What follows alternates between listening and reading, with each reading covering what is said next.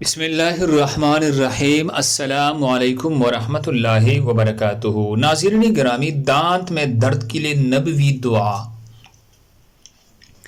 امام بیہقی رحمہ اللہ حضرت عبداللہ بن ابی رواحہ سے نقل کرتے ہیں، انہوں نے رسول اللہ صلی اللہ علیہ وسلم سے دانت کے درد کی شکایت کی تو حضور صلی اللہ علیہ وسلم نے اپنا دست مبارک ان کی رخسار پر جس میں درد تھا رکھ کر کے 7 مرتبہ یہ دعا پڑھا: اللہم اذہب عنہ ما یجد وفحشہ بدعوت نبیک المسکین المبارک عندک۔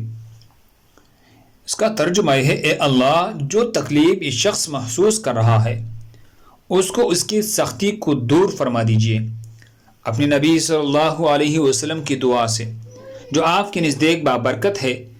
دست مبارک ابھی اٹھایا بھی نہ تھا، اللہ تعالیٰ نے ان کے درد کو رفع فرما دیا۔ اللہ ہم سب کو اس پر عمل کرنے کی توفیق عطا فرمائی۔ دوسرے مسلمانوں کی فائدے کے لیے آگے ضرور شیئر کریں۔ جزاک اللہ۔